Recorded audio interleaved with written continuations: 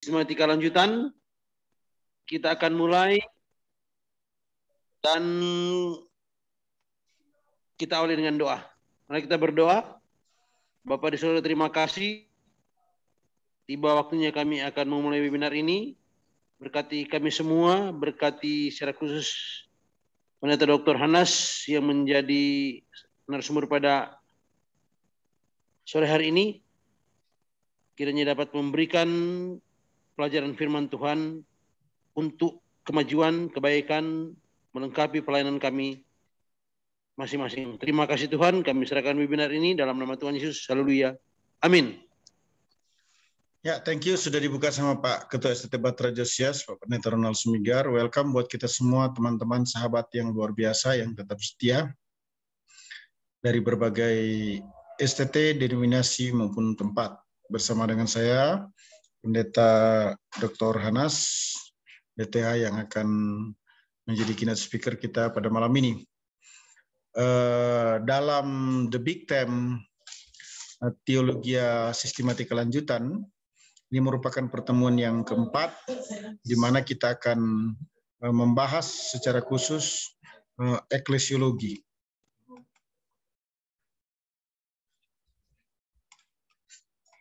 Ya, eklesiologi atau gereja ya. Jadi secara keseluruhan overall dari seluruh pengajaran tentang teologi sistematika, setelah eklesiologi ini 3 kali pertemuan kita masuk di eskatologi ya, dan merupakan pelajaran yang terakhir. Jadi klimaknya dari pengajaran teologi sistematika itu adalah eskatologi, dan ini merupakan bagian kedua terakhir ya, sebelum selesai teologi sistematika secara keseluruhan. Ya, tubuh Kristus itu penting. Jadi eklesiologi itu kan berasal dari kata ek dan kaleo ya. Ek artinya keluar, kaleo itu dipanggil. Jadi dipanggil keluar dari kegelapan kepada terangnya yang ajaib. Eklesiologi, ilmu yang mempelajari tentang gereja, bisa juga dipahami sebagai church, gereja body Christ atau believers ya, orang-orang percaya. Nah, terkait dengan tubuh Kristus atau body Christ ini penting untuk dipelajari ya, karena Yesus sendiri yang memulai dan mendirikan gereja atau jemaatnya. Menarik ya. Matius 16 ayat 18 berkata, ketika Petrus ditanya, menurut kamu siapakah aku ini? Maka Petrus yang berdasarkan Injil Yohanes hanya bisa mengasihi Yesus dengan kasih filio, kasih pertemanan, kasih persahabatan, bukan kasih agape, kasih Allah. Tapi kehormatan, kemuliaan, apresiasi diberikan kepada Petrus ya. Menurut hemat saya itu terlihat sekali dalam Matius 16 ayat 18. Mungkin kalau boleh saya katakan Matius 16 ayat 18 ini kronnya, mahkotanya, kemuliaannya. Melihat Petrus secara utuh, secara komprehensif, secara sempurna, itu bisa dikatakan itu dalam Matius 16 ayat 18. Sebab ketika Yesus bertanya, Peter, menurut kamu siapa aku? Matius 16 ayat 18 berkata, Petrus menjawab, engkau adalah Mesias, anak Allah yang hidup. Wah, pernyataan itu very clear ya, bahwa betul-betul Petrus ini born again, lahir baru, bahwa Petrus ini betul-betul paham secara mantap tentang Yesus itu siapa. Dan yang spektakuler, setelah Petrus berkata, engkau adalah Mesias, anak Allah yang hidup, Yesus berkata, Petrus, di atas batu karang itu, di atas namamu, bukan karena nama Petrus ya, tapi lebih mudah dipahami begini. Di atas pengakuan, kira-kira begitu. Dan pengakuan orang yang sama seperti yang engkau katakan bahwa aku adalah Mesias, anak Allah yang hidup, maka aku akan mendirikan jemaatku. Jadi jemaat itu tidak bisa didirikan kalau tidak ada pengakuan terhadap Yesus Kristus adalah Mesias, anak Allah yang hidup. Nah, itu sebabnya kita ini concern sekali, ya, serius banget melakukan yang namanya church planting. Bukan mau dirikan gereja di mana-mana, tidak. Tapi memang jemaat itu harus digiring dalam satu persekutuan untuk didewasakan, kemudian dia akan mengutus untuk reach, menjangkau jiwa baru bagi Kristus. Itu penting, ya. Dalam kesempatan ini saya mau menyampaikan juga dengan penukaran hati dengan amat sangat. Jangan terlibat di dalam propaganda tentang perjuangan-perjuangan yang menyatakan Yesus juru selamat, tapi dengan cara-cara yang kurang wise, kurang bijaksana, kurang berhikmat. Ingat bahwa di negeri ini kita harus menjaga toleransi antar umat beragama. Walaupun kita harus memenangkan jiwa bagi Kristus, tapi semuanya harus dilakukan dengan cermat, dengan baik, ya. Bukan dengan serampangan atau dengan metode cara yang mengganggu, merusak keutuhan tubuh Kristus. Maksud saya kesatuan antar umat beragama dalam bingkai Bhinneka Tunggal Ika ataupun Pancasila, ya. Pertemanan harus dijaga, tapi berita keselamatan harus disampaikan. Tubuh manusiawi dari Yesus Kristus itu ditekankan dalam Perjanjian Baru, ya, oleh para penulis, bahwa tubuhnya itu benar-benar real, benar-benar nyata, itu menghadapi doktrin docetisme yang menyangkal Yesus datang dalam bentuk daging. Bisa dikatakan itu sebagai paham yang similar dengan antikristus. Nah, itu bicara tentang tubuh Yesus sesungguhnya, ya, bukan body Christ, ya. Jadi tubuh Yesus itu sebagai manusia betul-betul manusia sejati.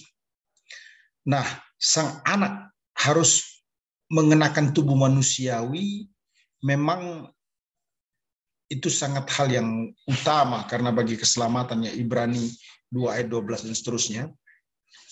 Nah, terutama untuk pendamaiannya, Ibrani 10 ayat 20. Nah, tubuh itu juga menjadi atau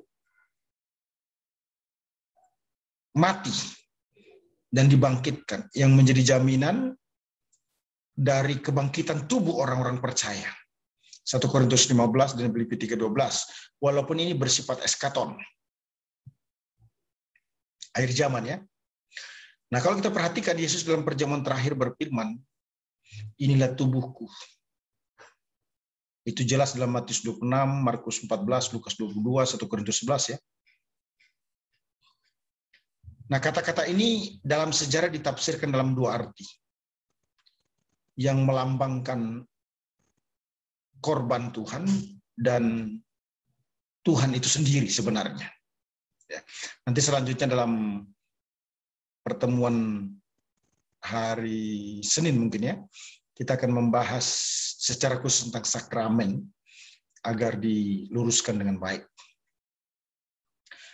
Nah, tubuh Kristus menurut Paulus dalam 1 Korintus 10 ayat 16, pasal 22 ayat 27 itu mengacu kepada kelompok orang percaya, di mana tubuh Kristus itu satu. Roma 12 ayat 5, ya. Tubuhnya itu disebut gereja. 1 Korintus 10 ayat 17, Efesus 1 ayat 23, Kolose 1 ayat 18, dan seterusnya. Jadi perhatikan, yang disebut dengan tubuh Kristus atau body Christ itu ada dua. Tubuh Kristus yang adalah betul-betul tubuhnya Yesus, ya, ingin menunjukkan bahwa kemanusiaan Kristus itu real, 100% manusia sejati, gitu ya. Dan juga ingin menekankan bahwa tubuh itu dikorbankan, mati di atas kayu salib, benar-benar mati Yesus loh. Kemudian yang kedua, tubuh Kristus itu juga bermakna kesatuan orang percaya di mana Yesus menjadi kepalanya. Jadi jelas bahwa tubuh Kristus itu tidak menunjuk kepada sesuatu yang fisikal, tetapi sesuatu yang bersifat spiritual. Satu kesatuan yang menunjukkan kita beriman kepada Yesus yang sama. Walaupun kita ada dalam denominasi. Denominasi itu kan merupakan komunitas untuk menata tubuh Kristus. Tujuannya apa? Supaya menjadi satu.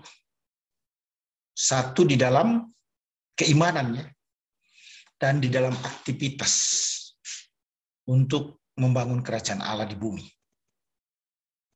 Bukan dalam artian satu dalam denominasi, karena denominasi itu ada justru karena berbeda. Jadi upaya untuk menyatukan denominasi itu adalah kemustahilan. Tapi upaya untuk menyatukan tubuh Kristus agar bertumbuh, berakar, dan berbuah, dan membangun kerajaan Allah, itu sangat mungkin. Itu sebabnya Yesus berdoa agar kita satu di dalam roh. Gitu ya. Baik, kita perhatikan selanjutnya konsep dan makna istilah tubuh Kristus ya. Kita perhatikan konsep perjanjian baru tentang tubuh Kristus ya. Ingat bahwa body Christ atau church ini tidak pernah ada di dalam perjanjian lama. Jangan lupa dia. Body Christ atau church tidak pernah ada dalam perjanjian lama. Karena perjanjian lama itu Kristus belum menjadi manusia sejati. Dia mengambil bentuk manusia dalam waktu tertentu dan meninggalkan tubuh manusia yang disebut YHWH. Nanti ketika Yesus menjadi manusia 100% melalui kelahiran Maria dan dia mati di atas kayu salib, Roh Kudus dicurahkan, baru ada yang namanya body Christ atau church. Nah, konsep tentang gereja lokal meliputi suatu kelompok dalam sebuah rumah atau beberapa orang dalam satu kota, bahkan mungkin provinsi. Jadi local church itu adalah satu gereja lokal yang mungkin ada di mana-mana dalam satu wilayah, daerah maupun provinsi. Nah, itu sebabnya perlu pengertian yang benar tentang gereja secara universal maupun gereja secara lokal. Gereja secara universal itu menunjuk kepada semua orang percaya. Apakah orang percaya yang sudah mati dalam Kristus ataupun orang percaya yang masih hidup. Sementara gereja yang kelihatan atau yang disebut dengan gereja lokal itu mungkin ada di mana saja. Gereja lokal berhimpun, bersekutu secara terus-menerus di tempatnya masing-masing ya. Nah, setiap orang percaya sesungguhnya itu tergabung. Apakah dalam gereja lokal atau gereja universal. Saya mau berkata dalam kesempatan ini bahwa orang itu harus tertanam di local church. Di gereja lokal. Karena dengan dia ada di gereja lokal, dia semakin bertumbuh. Dia akan semakin berbuah di dalam Tuhan. Adalah kesalahan kalau pindah karena problem. Tapi kalau dia pindah ingin lebih efektif dan lebih bertumbuh, itu sesuatu yang tidak bisa dihindari. Jangan lupa loh, gereja di mana kita berjemaat, sekalipun ada problem, itu sebenarnya proses yang Tuhan izinkan untuk kita menjadi dewasa. Besi menajamkan besi, manusia menajamkan sesamanya. Jadi kalau mau pindah dari satu gereja lokal bukan recommended ya, tapi sebaiknya tidak ada problem. Begitulah ya. Itu penting buat kita. Nah,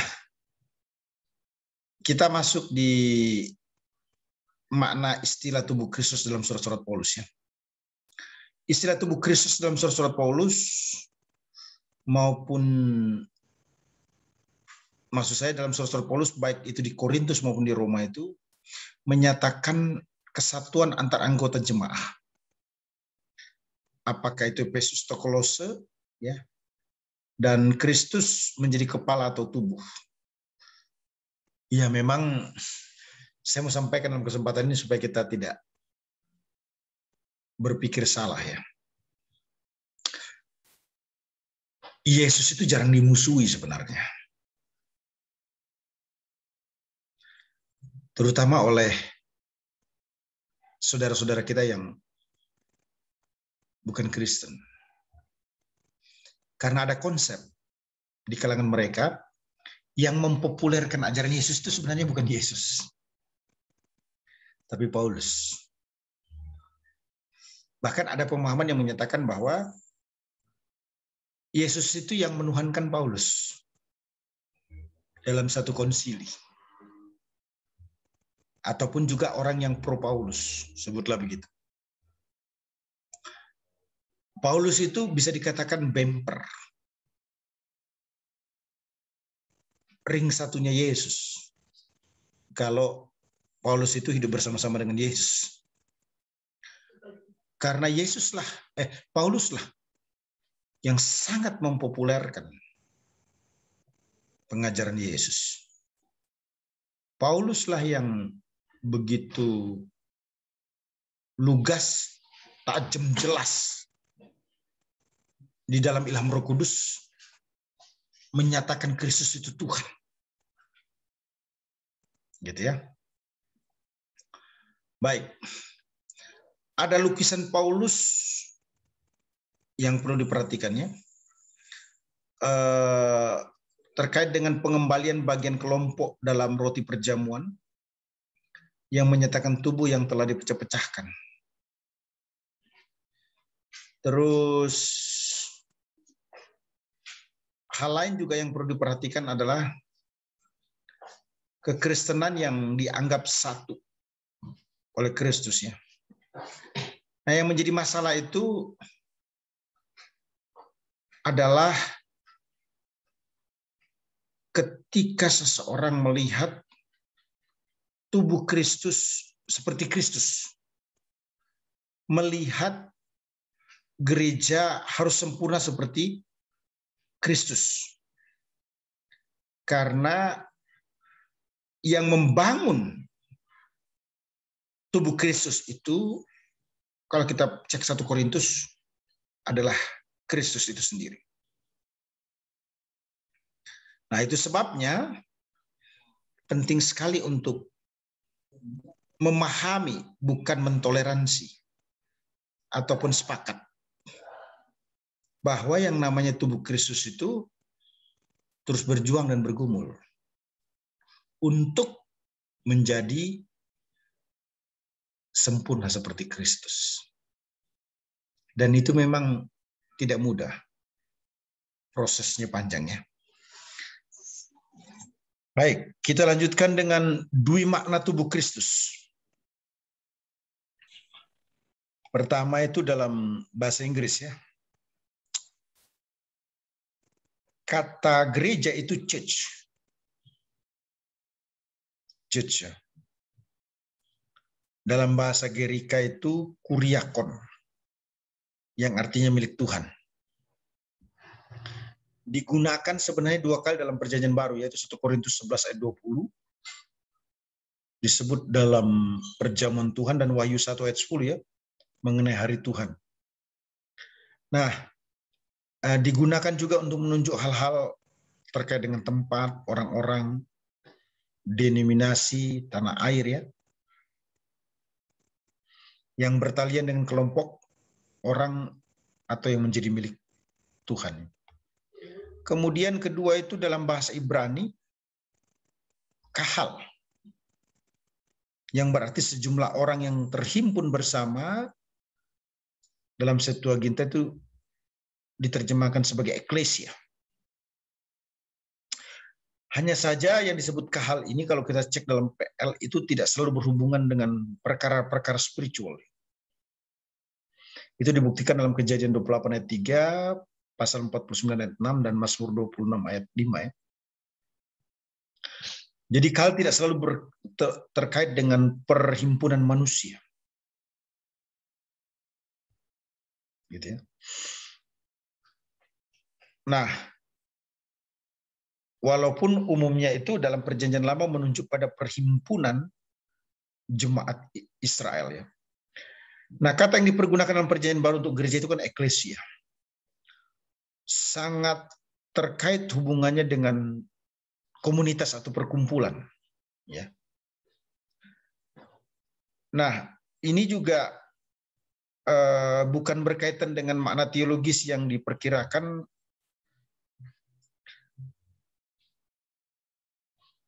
memberi makna memanggil dan keluar. Ya. Bukan hanya sampai di situ pengertiannya, tapi juga bermakna dipanggil bersama. Jadi yang disebut dengan eklesia itu sebenarnya betul terjadi menerima Yesus itu secara personal, tapi dalam arti yang lebih luas, bukan hanya church atau gereja atau body Christ atau eklesia itu dipanggil keluar, tetapi juga dipahami sebagai dipanggil bersama.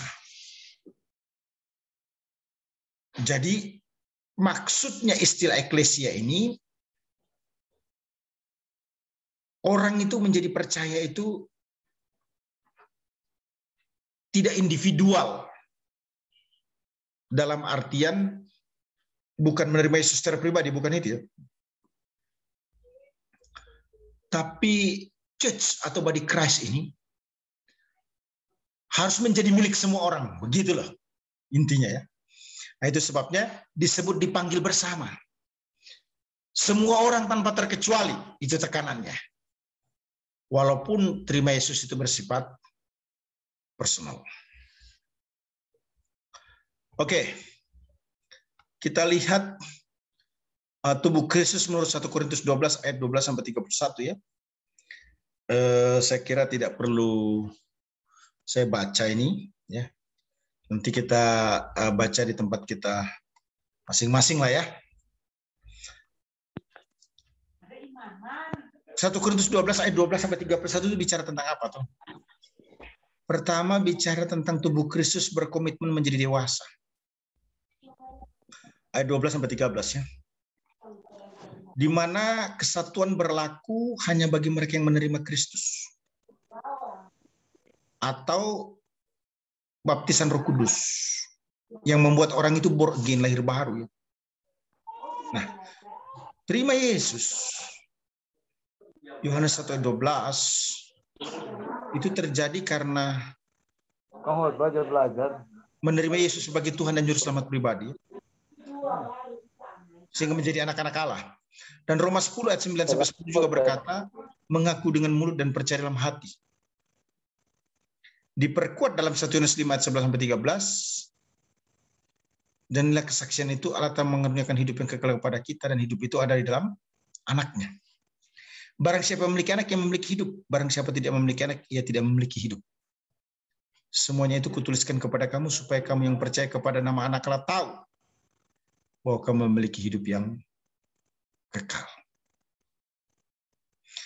Jadi mengukur tubuh Kristus itu, pertama dia berkomitmen untuk menjadi dewasa atau tidak. Itu barometernya. Nah, orang yang terima Yesus itu dikatakan dibaptis dalam satu roh, yang mengalami kelahiran baru. 2 Korintus 5:17. Jadi siapa yang dalam Kristus ialah ciptaan yang baru, yang lama sudah berlalu, sesungguhnya yang baru sudah datang. Nah, ini bukan tambal sulam ya. Kenapa? Karena dia menghasilkan buah roh. Galatia 5:22-23 ya. Implementasi dari buah roh itu yang sangat menonjol adalah hidup, dikuasai, dikendalikan, dikontrol oleh Roh Kudus. Ya. Efesus 5 itu ya, ayat 18, kira-kira begitulah. Nah, kesatuan itu bicara tentang tubuh Kristus yang menghapus perbedaan. Apakah itu terkait dengan ekonomi, sosial, pendidikan, kebudayaan, bahkan apa saja. Kenapa? Karena jemaat itu sudah menyatu dalam pelayanan. Begitu ya. Jadi kesatuan tubuh Kristus itu diikat dalam pelayanan. Ingat bahwa kita punya background, latar belakang yang berbeda. Dan itu tidak bisa dipaksakan untuk menjadi sama. Maaf ya. Saya dalam kemurahan Tuhan diizinkan untuk beberapa dan melayani di beberapa provinsi. Ada orang tertentu yang memang, sebutlah ya, sarapan pagi itu tidak banyak, sedikit. Sudah sedikit, nanti tinggal ketemu makan jam 12. Tapi juga ada orang tertentu dengan culture-nya. Sudah snack, jam 10 nanti harus makan lagi. Makan berat. Nanti jam 1 makan lagi. Jadi satu hari itu makan berat bisa 4 kali. Nah itu perbedaan. Baru bicara perbedaan. Perbedaan frekuensi makan. Belum lagi selera makan. Belum lagi hobi. Belum lagi yang lainnya. Oh terlalu banyak yang membuat berbeda. Tapi apa yang mengikat? Sehingga menjadi satu. Ketika ada dalam pelayanan. Yang kedua itu bicara tentang kedewasaan diukur dari keefektifan atau fungsi. Ayat 14 sampai dengan 20 ya. Dikatakan bahwa tubuh Kristus itu tidak terdiri dari satu anggota. Itu sebabnya tubuh Kristus tidak bisa individual atau eksklusif. Penggambaran tentang tubuh itu luar biasa ya. Tangan kita ini 2, kaki kita 2 ya. Mata 2, telinga 2. Mulut di depan ya. Di depan wajah. Bayangkan kalau mulut itu di atas kepala. Terus mata dan hidung di depan. Ngeri banget lihatnya. Yang saya mau katakan bahwa tubuh Kristus itu sudah ditempatkan oleh Allah begitu rupa ya.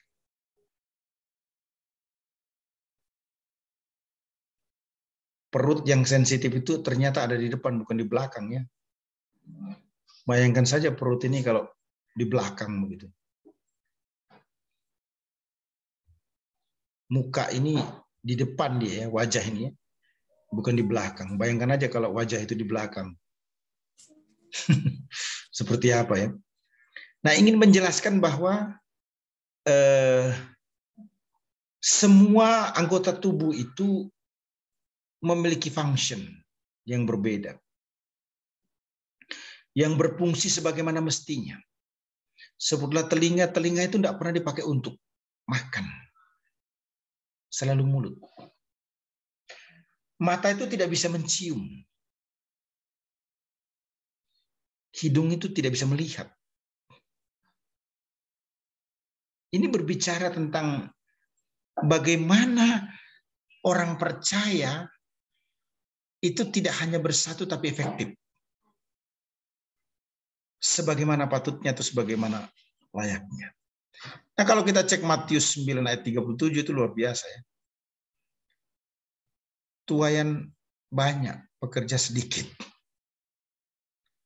Artinya apa? Kita perlu melihat dan mengukur diri sebagai tubuh Kristus, body Christ atau church. Apakah itu di dalam pelayanan lokal church maupun juga organisasi yang lebih besar di tingkat sinodal? Kenapa kita ribut ya? Jangan-jangan penyebab ribut itu karena kita tidak efektif.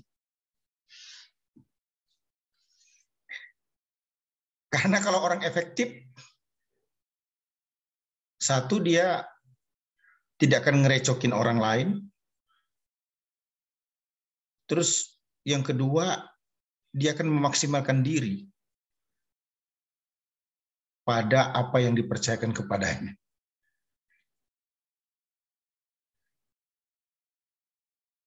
Pelayanan itu yang harus dipikir bagaimana bisa menjadi efektif.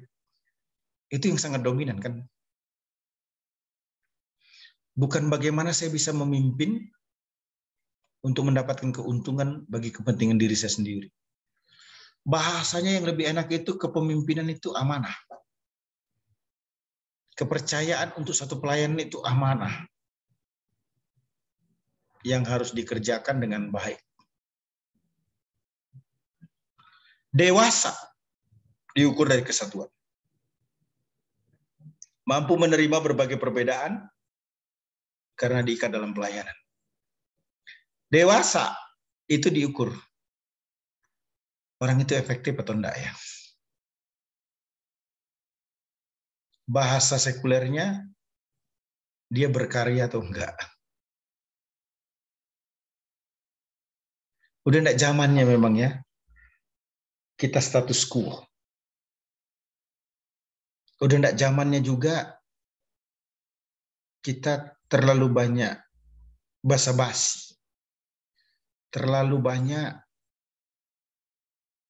berpikir dengan teori-teori tapi tanpa hasil.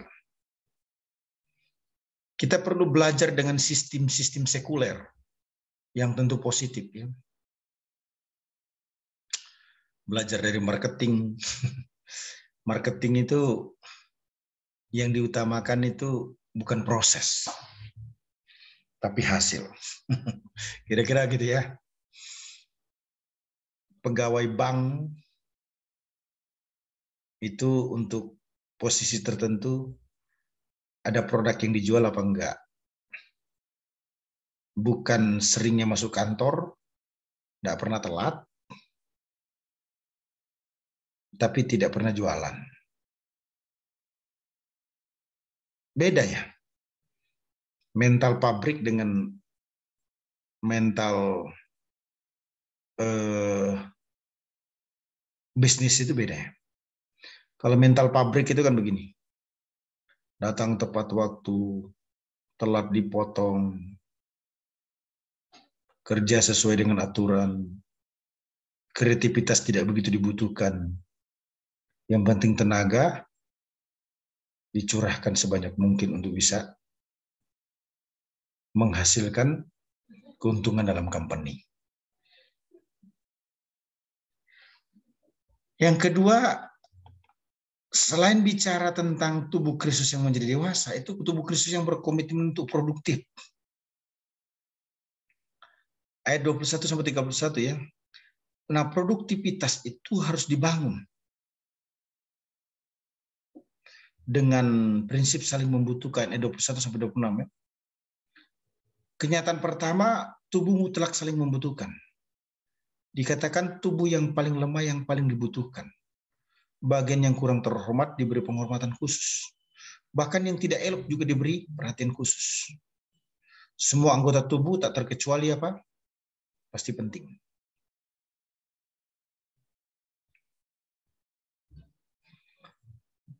Bayangkan kalau telinga kita lagi gatel. Perkara remeh sini. Tapi kita kadang kalau enggak ada cotton bud, apa yang kita lakukan? Jari kelingking kita ini kita masukkan ke telinga, kemudian kita korek-korek begitu ya. Artinya apa? Telinga itu butuh tangan untuk ngorek yang lagi gatel. Perhatikan anggota tubuh yang tidak terlalu kelihatan. Tapi biasanya itu budgetnya gede. Contoh ya, kalau orang sakit mah, itu perlu pengobatan yang serius. Padahal kan perut tidak terlalu menonjol ya. Sepertinya perut itu tidak perlu dikasih budget. Apalagi gigi. Gigi juga tertutup mulut loh. Tapi begitu sakit gigi, itu bukan hanya giginya yang tidak efektif untuk dipakai makan. Tangannya tidak menjadi efektif juga karena sakit gigi. Kakinya juga tidak efektif, tidak mau kemana-mana karena lagi sakit gigi. Nah, ini bicara tentang apa? Betapa pentingnya kita menyadari saling membutuhkan itu.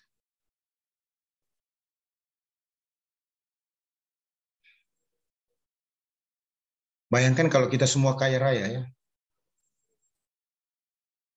Susah minta tolong sama orang.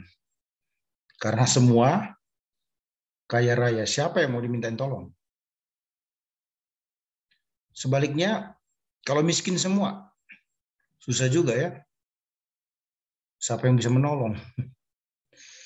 Makanya Tuhan sudah mengatur sedemikian rupa. Sehingga kita saling membutuhkan. Nah, anggota tubuh itu mutlak saling membutuhkan. Kenapa? Karena kalau kita saling membutuhkan, kita enggan untuk melukai. Akibatnya apa? Perpecahan terhindar, ayat 25. Kita akan lebih mengedepankan saling pengertian, ayat 25. Bahkan kita ada dalam kebersamaan. Menderita bersama, senang bersama. Kira-kira begitulah ya. Nah, dalam pelayanan yang menjelaskan tentang komitmen untuk menjadi produktif ini, hebat-hebatnya orang itu, dia tidak bisa one man show. Dia tidak bisa superstar. Dia tidak boleh menjadi dewa. Sehingga harus dikultuskan. Karena bagaimanapun dia akan limited, akan terbatas ya. Itu sebabnya perlu teamwork. Karena jangkauan pelayanan kita itu seluruh dunia.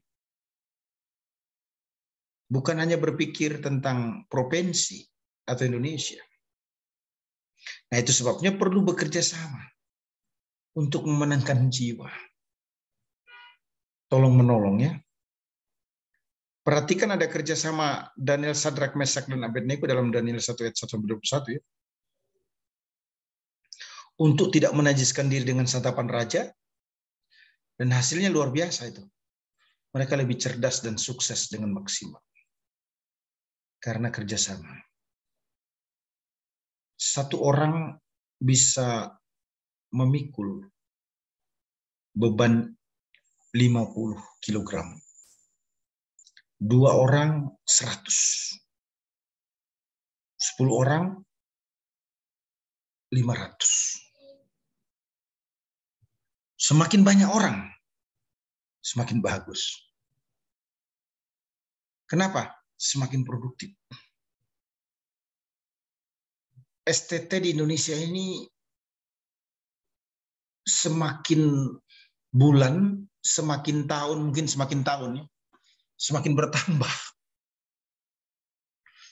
Jangan selalu dilihat negatifnya, tapi lihat efek positifnya. Apa efek positifnya itu? Semakin banyak orang yang dididik. Sekolah-sekolah berkompetisi untuk semakin berkualitas. Gitu ya. Kemudian yang lain perlu diperhatikan juga bahwa produktivitas dibangun dengan prinsip saling membutuhkan. Yang kedua, produktivitas itu dibangun dengan maksimal dengan mengindahkan karunia rohani. Itu bisa dicek dalam 1 Korintus ya, 12 ayat 27 sampai dengan 31.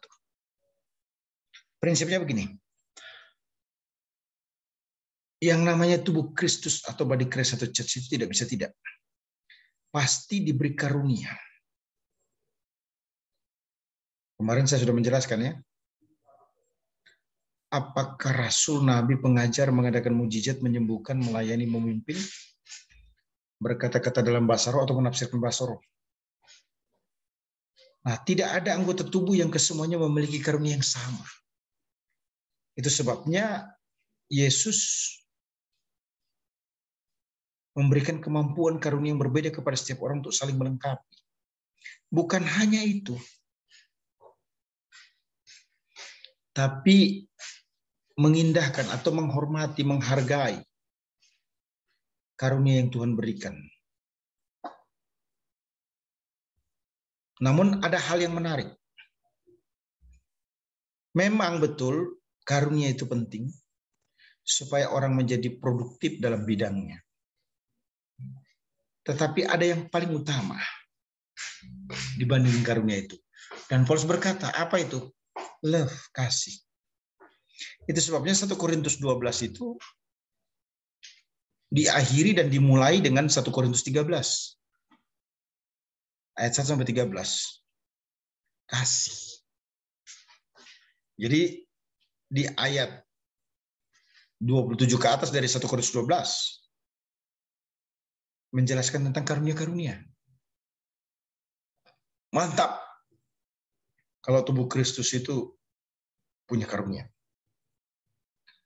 Tetapi Paulus bilang, ada yang lebih penting. Aku menunjukkan kepadamu jalan yang lebih utama. Apa itu? Kasih. Nah, kasih yang direfleksikan terhadap Allah dengan segenap hati, jiwa, budi, kekuatan, dan kepada sesama seperti diri sendiri. Kepada Allah menunjukkan identitas menjadi terang, kepada sesama menunjukkan fungsi menjadi garam. Nah, Paulus memberikan penekanan kepada Timotius dalam 1 Timotius 4:14 ya. Jangan lalai menggunakan karunia yang ada padamu.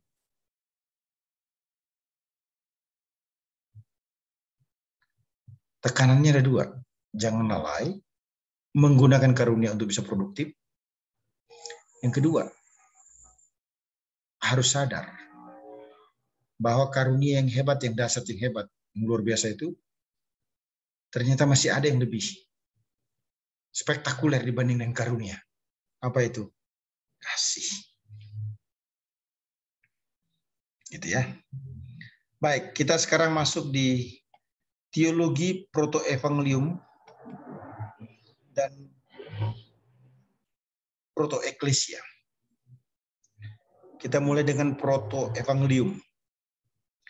Nah, setelah kejatuhan Adam dan Hawa dalam dosa, protoevangelium atau yang disebut dengan sel pertama dari penginjilan itu diproklamirkannya dalam Kejadian 3 ayat 15 ya. Di mana proklamasi protoevangelium ini merupakan gambaran tentang sikap Allah yang konsisten terhadap rencananya.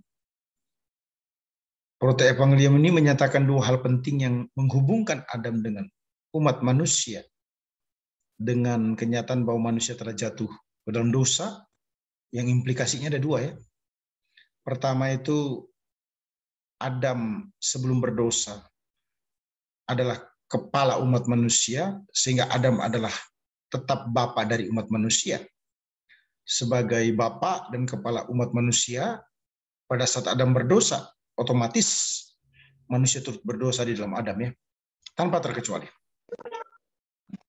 Roma 5 ayat 12-19. Nah, protoevangelium ini diungkapkan Allah setelah kejatuhan Adam ke dalam dosa ya, yang menempatkan Adam dan semua manusia itu sebagai orang yang telah berbuat dosa. Yang kedua adalah protoevangelium ini bagi Adam setelah berdosa menjadi peneguhan bahwa sama seperti Adam di dalam, maksud saya sama seperti dalam Adam semua manusia telah berbuat dosa, maka protoevangelium adalah jaminan bahwa manusia akan dipulihkan lagi oleh Allah.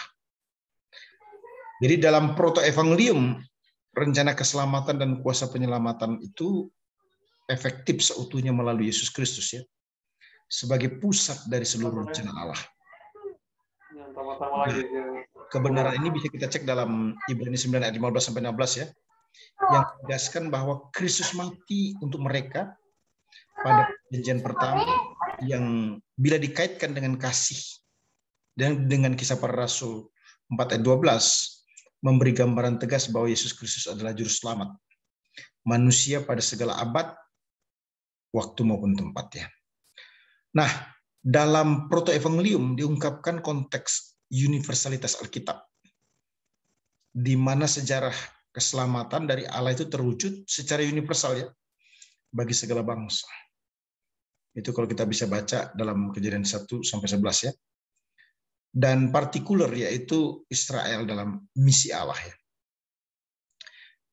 Jadi protoevangelium itu sebenarnya memberikan indikasi bahwa keselamatan itu dilaksanakan Allah melalui seorang mediator yang bernama Mesias, Yesus Kristus ya. Protoevangelium itu terlihat bahwa keselamatan itu sama seperti maksud saya keselamatan itu adalah antiklimaks dari dosa. Di mana antiklimaks ini menyatakan adanya kenyataan bahwa sama seperti dosa adalah realitas sejarah, maka keselamatan dari Allah itu juga merupakan kenyataan sejarah. Jadi bukan hanya dosa yang merupakan real, sehingga disebut sejarah, tetapi keselamatan dari Yesus Kristus itu juga real, nyata. Nah, keselamatan dari Allah ini dikerjakan Allah secara intensif dan ekstensif, membawa keselamatan bagi manusia secara utuh melalui Mesias yang diproklamasikan dalam protoevangelium ya. Ya, sekarang kita lihat protoeklesia. Salah satu aspek rancangan ilahi ya, kalau kita cek dalam sejarah itu adalah pembentukan kerajaan Allah di bumi ya. Protoeklesia ini dinyatakan dalam bentuk nubuatan perjanjian lama, Injil-Injil maupun surat Paulus. Bahkan kitab Wahyu ya. Puncak sejarah dari dunia ini adalah saat di mana Allah sendiri berdiam dengan umatnya. Wahyu 21:3 ya. Ada persiapan menuju masa mulia di mana Allah mendirikan gerejanya agar melalui gerejanya itu semua keluarga di bumi diberkati. Itu bisa kita cek dalam Kejadian 12 ayat yang ketiga ya. Tapi Israel kan gagal di hadapan Allah. Israel dicerai-beraikan dan Tuhan memberikan kesempatan luas kepada bangsa Israel, kepada bangsa-bangsa di luar Israel maksudnya, untuk memperoleh keselamatan. Itu jelas ya. Ulangan 32 ayat 21 dan Roma 10 ayat 19. Tentu ketika keselamatan itu diberikan kesempatan kepada orang di luar Israel, Israel menjadi cemburu. Nah, akhirnya Israel bergerak untuk mengalami perpalingan secara massal ya terhadap Yesus. Peristiwa Pentakosta atau pencurahan Roh Kudus itu ya, sebenarnya salah satunya adalah menolong bangsa Israel yang merupakan umat pilihan Allah untuk mengalami revival, kebangunan rohani, untuk conversion, mengalami perpalingan. Nah, rencana Allah itu diumumkan oleh Tuhan Yesus bahwa ia akan memulai sesuatu yang baru. Apa itu? Mendirikan gerejanya ya, Matius 16 ayat 18 ya. Kapan? Sebelum penyalipannya. Jadi sebelum Yesus disalibkan itu dia berkata, aku akan mendirikan jemaat. Inilah yang disebut dengan proto-eklesia ya. Proto itu kan pertama, eklesia itu gereja. Jadi sel pertama dari gereja. Kalau proto-evangelium, sel pertama dari penginjilan. Nah, proto-eklesia ini memberikan indikasi bahwa pendirian gereja itu belum dilaksanakan. Sampai saat Yesus berkata. Karena akan membangun itu bentuknya future tense. Nanti setelah Yesus mati, bangkit naik ke surga, mencurahkan Roh Kudus, lahirlah eklesia. Kalau kita mengecek pernyataan Tuhan Yesus dalam konteks pengakuan Petrus terhadap Tuhan dan ketuhanan Yesus ya, dalam Matius 16, kau adalah Mesias, anak Allah yang hidup. Kemudian Yesus berkata, di atas batu karang ini akan mendirikan jemaatku dan Allah tidak menguasainya. Memiliki pengertian yang rangkap dua. Pertama berhubungan dengan Petrus dan batu karang. Karena Petros atau Petra itu kan artinya batu karang. Yesus sendiri sebagai pendiri gereja telah menetapkan dasar bagi gerejanya. Itu sebabnya dikatakan dibangun di atas Yesus. Itu kata Paulus.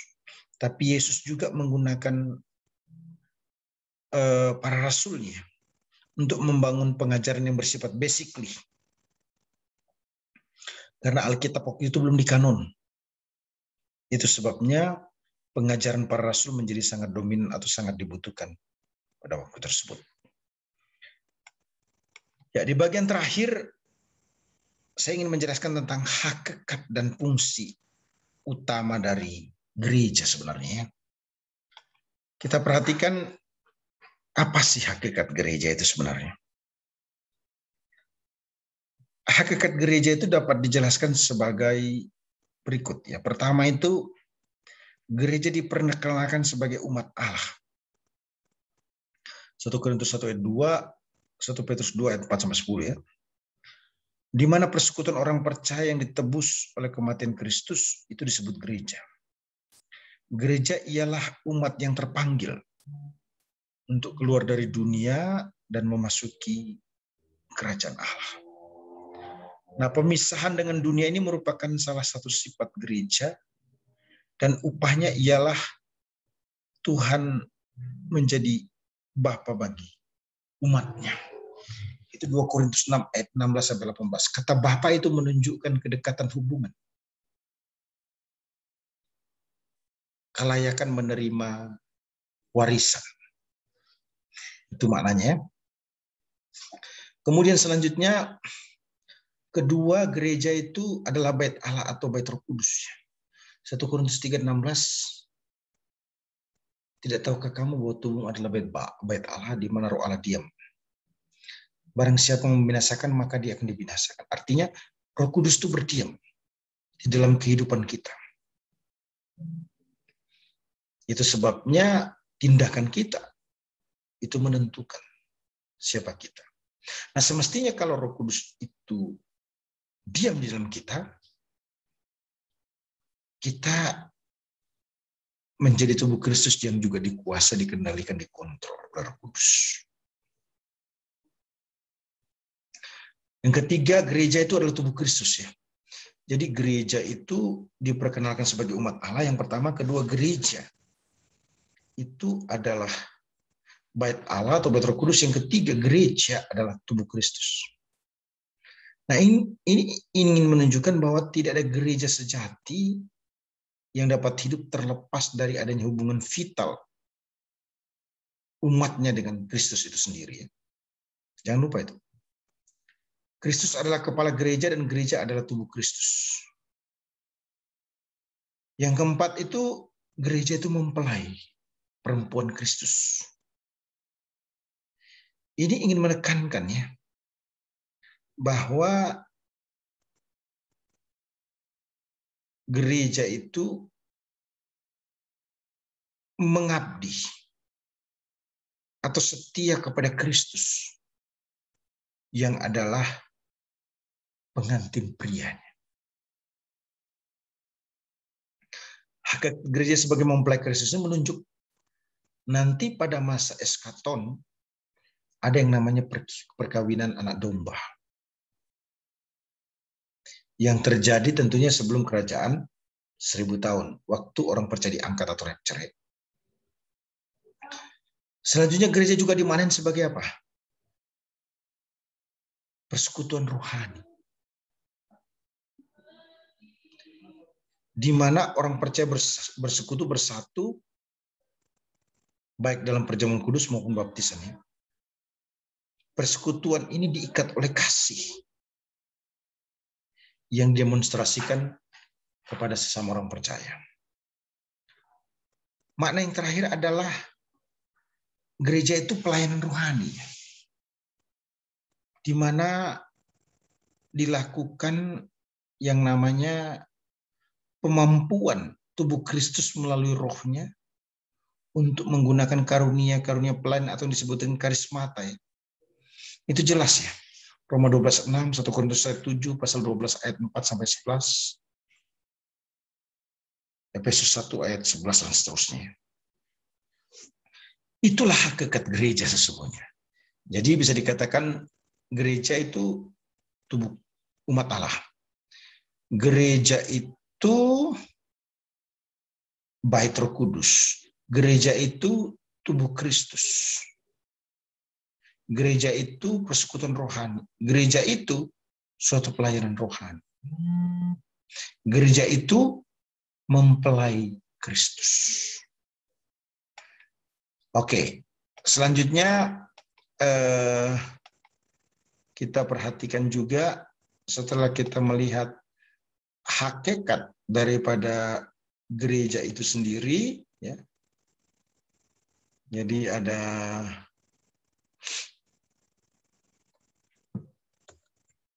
ada 4 tadi setidaknya, ya.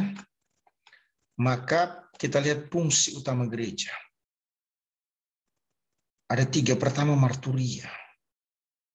Gereja sebagai wakil Yesus di dunia itu menyaksikan, bahkan menjadi martir untuk keselamatan Injil di dalam Yesus Kristus terhadap manusia. Tidak bisa gereja itu silent. Dia selalu berbicara tapi smart, cantik, elegan. Ketika memproklamirkan Injil maupun juga melalui kesaksian hidupnya. Artinya ada satu perbedaan dengan orang yang tidak percaya. Sangat kontras. Yang kedua itu koinonia. Bersekutu. Nah, fungsi kedua adalah bersekutu, ya. Persekutuan yang berdasarkan kasih Kristus. Yang mengikat anggota tubuh atau orang percaya, di mana orang percaya harus saling menguatkan, menghibur, memperkokoh iman, agar mencapai kedewasaan.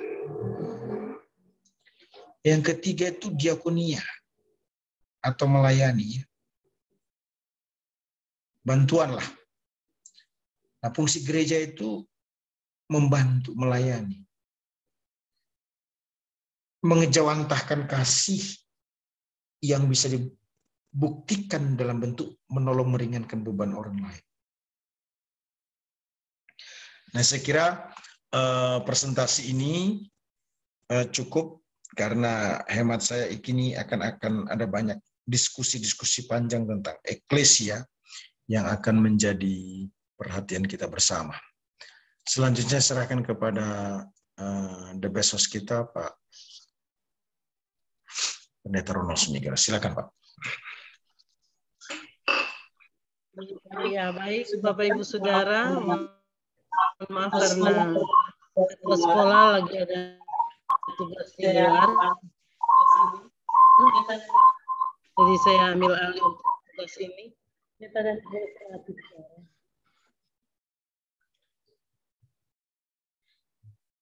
Ya, diberikan kesempatan kepada rekan-rekan peserta webinar.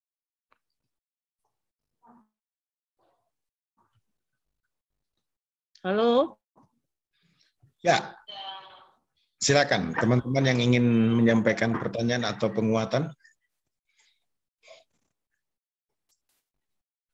Silakan kepada Bapak Ibu Saudara yang ingin mengajukan pertanyaan atau mungkin menanggapi materi yang sudah disajikan.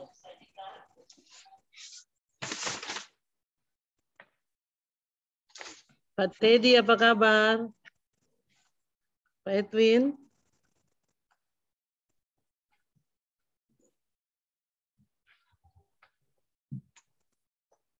Ini Pak Teddy baru muncul ya wajahnya. Silakan Pak kalau mau bertanya. Dr. Hanas, tadi kan Dr. Hanas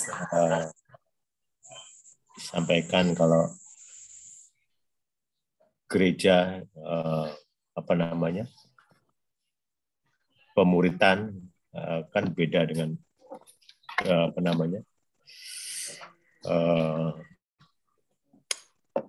yang tadi Dr. Hanas bilang bahwa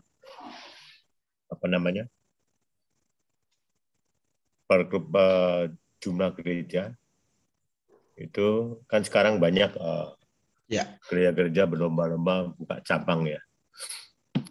Tapi arti sesungguhnya sendiri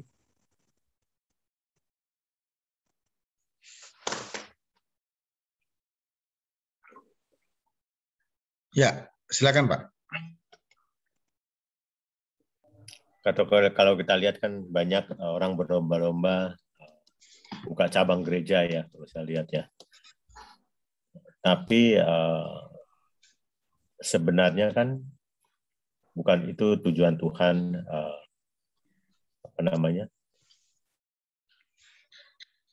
untuk memuridkan itu kan tidak harus membuka gereja ya. Tadi Dr. Haris bilang church planting beda dengan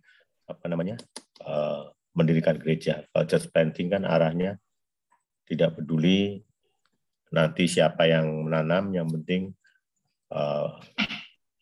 berita mengenai Kristus itu disampaikan ke orang yang ingin mengenal Yesus. Menurut Dr. Hanas gimana itu? Mengenai pendirian gereja, apakah jalan atau tidak? Karena kan kalau pendirian gereja kan bisa diistilahkan motif ekonomi sering terjadi. Merebut jiwa-jiwa dari gereja kecil itu yang jadi masalah. Terima kasih. Ini memang harus dilihat dalam perspektif yang lebih luas ya. Peter Wagner berkata, sebagai seorang ahli pertumbuhan gereja, jika sudah banyak gereja di tempat itu, buat lagi gereja yang baru. Karena sesungguhnya gereja itu belum cukup. Itu dalam konteks church planting ya. Dalam konteks penanaman gereja. Nah, cuma tidak hanya sampai di situ. semestinya yang disebut dengan membuka gereja cabang atau gereja baru itu tekanan utamanya adalah menjangkau jiwa-jiwa baru bagi Kristus. Karena kalau gereja baru saja dibuat terus-menerus tanpa menjangkau jiwa baru bagi Kristus, itu sama dengan menyiapkan fasilitas yang mengakibatkan jemaat itu bisa menjadi besar kepala. Kenapa jadi besar kepala? Dia punya banyak pilihan untuk ibadah.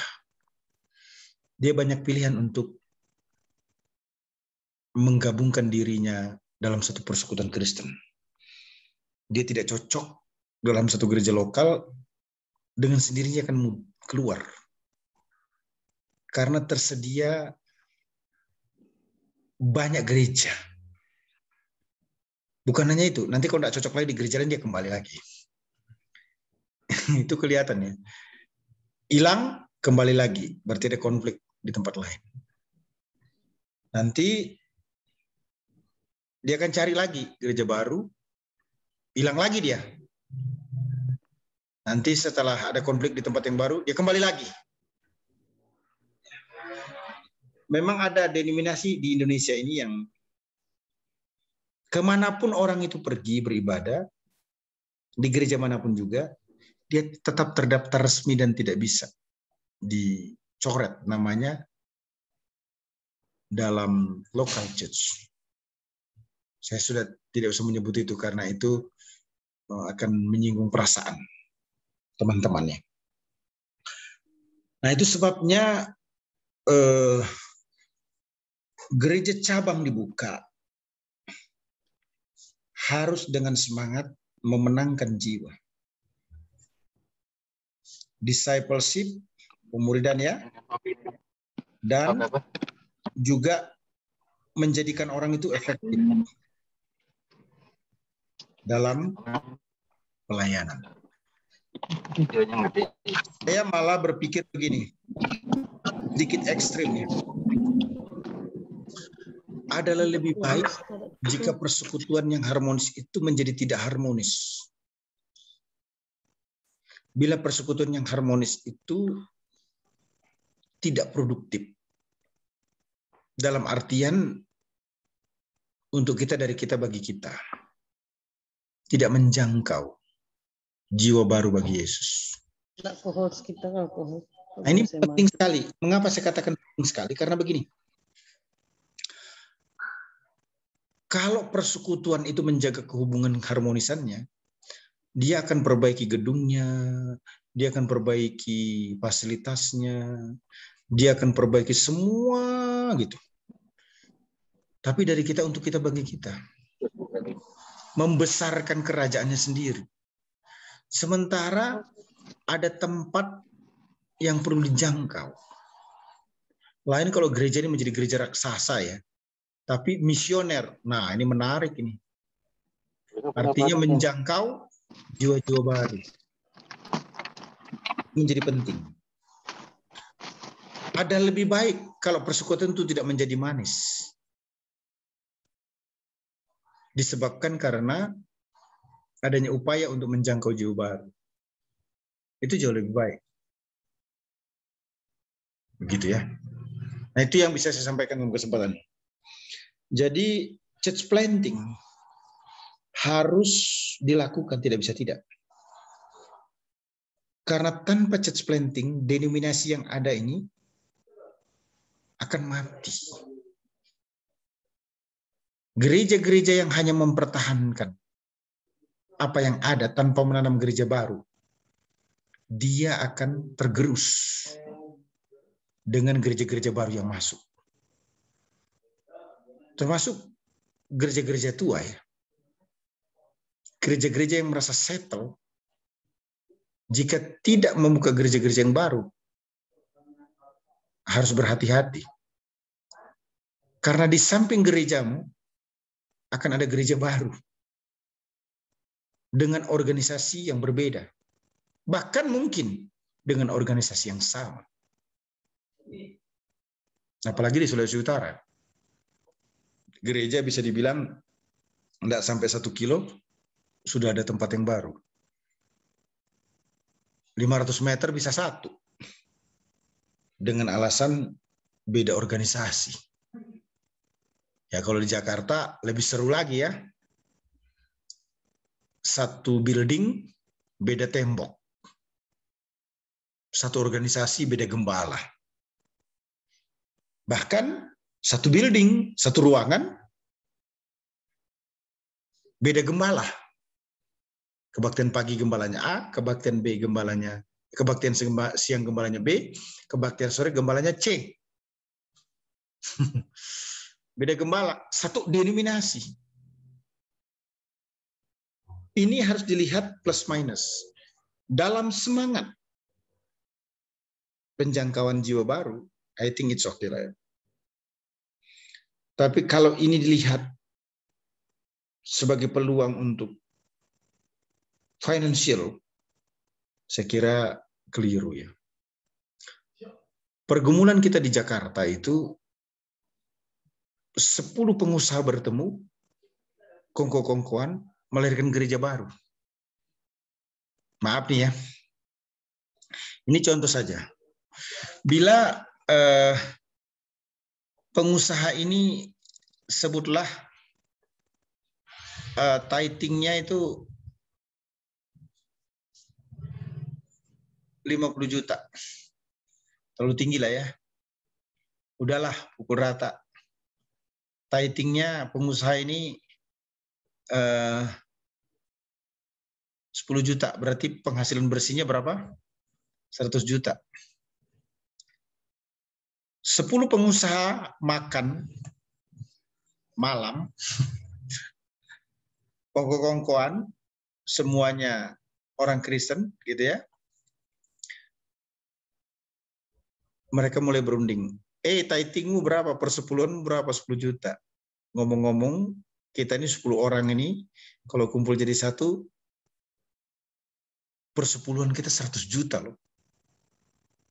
Setiap bulan. Gimana? Mau diapain ini? Buat gereja baru yuk. Kenapa?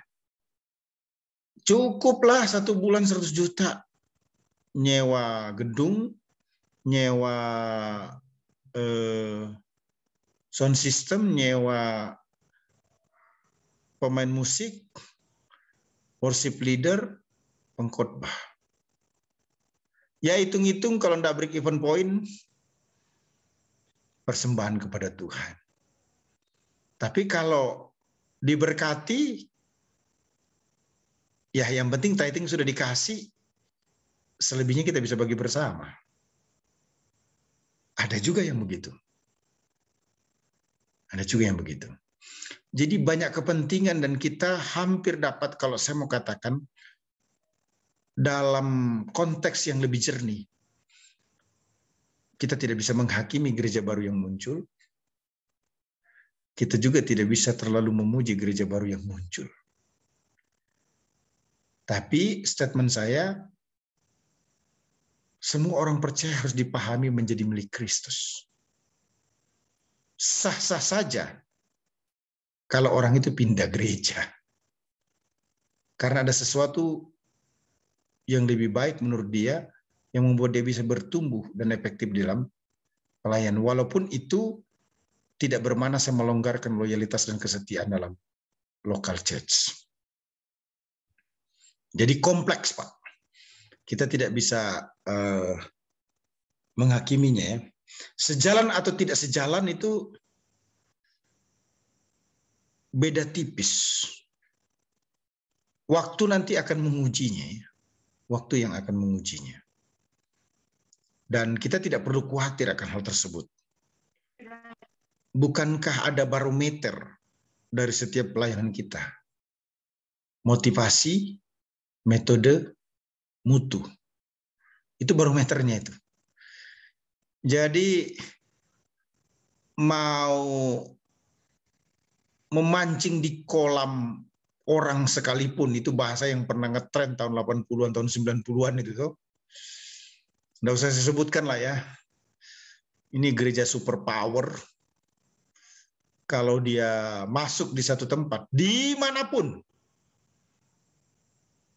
itu ketar-ketir itu gereja yang ada di samping. Bukan cuma gembalanya yang pindah, jemaatnya juga pindah. Tapi saya tidak menyebut organisasi itu ya. Sekarang organisasi ini jadi kerdil dia. Nggak populer lagi. Saya tidak berkata Tuhan, apa yang ditabur itu yang dituai. Karena dulu sering mancing di kolam orang. Sehingga pemimpinnya jadi kacau, jadi rusak. Keluarganya juga jadi nggak bagus, dan sebagainya. Saya tidak menyebut nama loh ini ya. Mohon diperhatikan ya. Tidak menyebut nama organisasi maupun orang ya.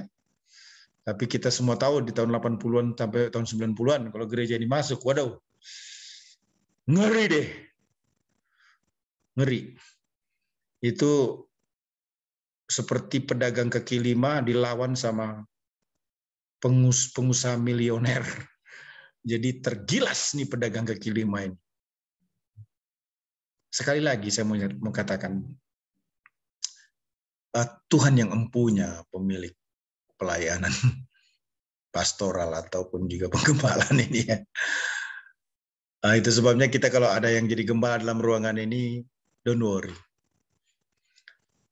Seperti kamu bisa menerima orang baru menjadi anggota jemaatmu, maka seperti itu pula kamu harus rela melepas jemaatmu jika dia harus pindah. Tentu sudah diberikan pelayanan yang excellent. Saya kira gereja-gereja baru ini juga memotivasi kita untuk semakin lebih baik. Begitu ya. Ya, khotbahnya harus lebih baik. Terus musiknya harus lebih baik. Singer worship leadernya harus lebih baik. Tentu hadirat urapan Tuhan nomor 1 ya. Tapi ada bagian touching human, sentuhan kemanusiaan yang perlu juga kita perhatikan gitu ya. Ya saya kira begitu. Terima kasih Pak Teddy. Terima kasih Dr. Hanas. Oh, sudah tanya jawab. Boleh tanya Pak. Saya serahkan langsung ke ketua sekolah karena ketuanya. Ya, Mbak, terima kasih. Minta maaf saya keluar sebentar tadi.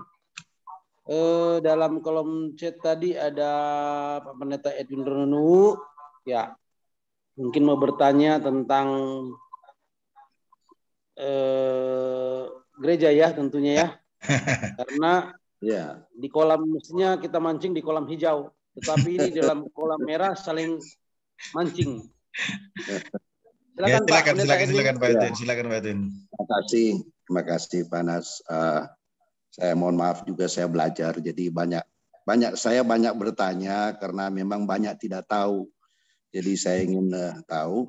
Tadi dijelaskan bahwa topik kita kan sekitar tubuh Kristus tadi. Nah, kalau bicara tubuh Kristus tadi Pak Nas katakan tubuh Kristus itu tidak ada di dalam perjanjian lama. Jadi ada di perjanjian baru. Nah, itu Pak Anas katakan demikian. Tapi kemudian Pak Anas menjelaskan istilah tubuh Kristus itu kemudian merefer kepada Septuaginta dengan istilah Yunani yang tadi sudah disebutkan. Nah, di dalam pemahaman saya, Septuaginta adalah Alkitab Perjanjian Lama dalam bahasa Yunani. Nah, sedangkan kalau dikatakan ada di dalam Septuaginta, berarti ada di Perjanjian Lama. Jadi saya melihat ada kontradiktif di situ. Barangkali mohon penjelasan dari Pak Anas. Terima kasih Pak Anas. Ya, terima kasih. Good question ya. Ya, memang dalam Perjanjian Lama tidak ada tubuh Kristus. Tubuh Kristus itu kan berbicara tentang orang percaya yang disebut dengan body Christ. Dalam perjanjian lama memang tidak ada tubuh Kristus karena Yesus itu baru muncul dalam PB. Nah, Septuaginta ini kan sering juga disebut LXX ya. Terjemahan Ibrani ke Yunani. Sebutlah begitu ya. Terjemahan bahasa Ibrani ke Yunani. Nah, yang saya maksudkan di sini adalah kalau kita melihat Ibrani dalam PL itu kahal. Ya. Kahal itu tidak sepenuhnya bisa diartikan sebagai eklesia. Karena kahal itu juga bermakna yang lain, bermakna perkumpulan atau perhimpunan. Gitu ya. Tapi kahal ini kalau secara teknis, ya, makanya disebut Septuaginta kan, teknis itu masih bisa dipahami sebagai orang-orang beriman. Namun secara teologi atau doktrinal tidak bisa. Kenapa? Karena pengertian tubuh Kristus secara doktrinal atau secara teologi itu hanya muncul dalam PP. Nah, kalau kita mereproof kepada Septuaginta, sebutlah begitu, dalam arti teknis disebut orang-orang percaya, itu bisa diterima.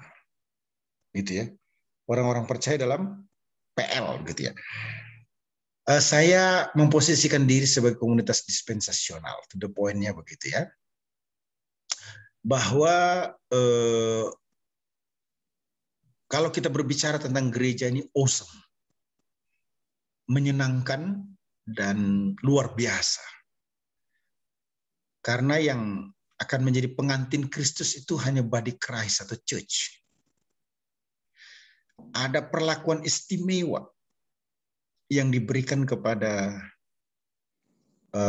tubuh Kristus, believers, orang-orang dalam PB, ya, untuk memerintah bersama dengan Kristus dalam kerajaan 1000 tahun. Mungkin ada yang berbeda dengan pendapat saya, tapi izinkan saya menyampaikan bahwa yang membuat Allah itu, bahasa saya, kesemsem. Kesemsem itu apa ya? Yang membuat Allah itu sangat kagum dari semua apa yang dilakukan dalam karyanya itu church, body Christ. Itu sebabnya tubuh Kristus itu mendapatkan kehormatan pemerintah dalam kerajaan 1000 tahun. Siapa? Only orang-orang yang ada dalam perjanjian baru, yang mengenal menerima Yesus setelah Yesus mati, bangkit dari antara orang mati dan mencurahkan rohnya. Itu keistimewaan. Ini positioning saya, Pak Pendeta Edwin, yang bisa saya sampaikan dalam kesempatan ini. Baik. Terima kasih Pak Anas. Ya, masih ada juga saya boleh tanya kalau masih bisa. Masih Ya, bisa, silakan, baik. Pak. Silakan, Terima kasih, tapi sebelum saya bertanya, mungkin terminologi yang digunakan Pak Anas mungkin sedikit terbalik. Kita sebenarnya mengatakan Christ body, bukan body Christ.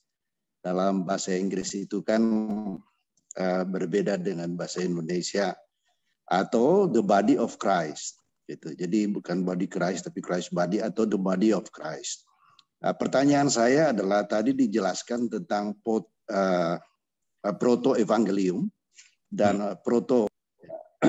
Kalau kita bicara soal proto-evangelium, itu kan bukan semata-mata hanya terfokus kepada Rasul Paulus saja, tetapi juga banyak murid-murid Tuhan Yesus yang lain, Petrus dan lain sebagainya, yang juga melakukan proto-evangelium. Nah, sedangkan pada peristiwa proto-eklesia, itu sebenarnya kan bukan peristiwa Rasul Paulus, tetapi adalah peristiwa murid-murid Tuhan Yesus. Begitu. Tetapi mengapa kok lebih ditekankan kepada Rasul Paulus, bukan kepada yang lain? Mohon penjelasan, Pak Anas. Terima kasih. Ya, terima kasih. Proto itu kan dalam bahasa Yunani bisa dikatakan pertama ya. Evangelium itu kan penginjil. Ya. Jadi gabungan sebenarnya ini istilah Yunani sebutlah begitu ya. Dengan mau Inggris atau apalah ya. Nah dikatakan proto evangelium sel pertama itu kenapa hanya mereproof kepada Yesus? Karena kejadian kalau kita cek ya, saya bacakan ini ya. Kejadian 3 ayat 15 itu merupakan teks yang paling pertama bicara tentang salvation. Ya. Itu teks pertama. Sebelum itu belum ada yang begitu kelihatannya. Aku akan mengadakan permusuhan antara engkau dan perempuan itu. Ya. Antara keturunanmu dan keturunannya. Keturunannya akan meremukkan kepalamu dan engkau akan meremukkan tumitnya. Nah ini bicara tentang apa nih? Salvation, penginjilan yang menunjuk kepada Yesus Kristus. Dikatakan, saya ulangi ya, aku akan mengadakan permusuhan antara engkau dan perempuan itu. Nah, siapa engkau di sini? Itu bicara tentang ayat yang ke-14 ya. Bicara tentang ular yang adalah iblis ya. Gambaran iblis. Antara keturunanmu ya, dan keturunannya. Oh, iblis kan tidak punya keturunan. Iblis itu kan spirit, bukan body, gitu ya. Ini menunjukkan kepada bukan keturunan secara fisik, gitu ya. Keturunannya akan meremukkan kepalamu, ya, kepala ular itu, dan engkau akan meremukkan tumitnya. Nah, ini bicara tentang apa? Yesus Kristus mati di atas kayu salib untuk menjadi penebus. Makanya disebut apa? Proto. Itu. Walaupun yang melakukan evangelisme selanjutnya itu banyak, tapi tidak bisa disebut proto. Proto itu kan pertama. Lebih tepatnya disebut sebagai apa? Sel pertama dari penginjilan. Yang kedua, proto-eklesia. Proto-eklesia itu bukan Paulus tapi Petrus. Kalau kita cek kan kisah Matius ya, 16 ayat 18 ya. Kenapa kok disebut proto-eklesia? Iya, pertama Yesus berkata, di atas batu karang itu, aku akan mendirikan jemaatku, dan alat maut tidak menguasainya. Jadi kata jemaat yang Yesus pertama kali ucapkan itu adalah terkoneksi dengan gayung bersambut dengan pernyataan Petrus. Makanya disebut apa? Proto-eklesia. Sel pertama dari berdirinya gereja itu adalah Yesus sendiri yang mengucapkan. Dengan kata apa? Jemaat.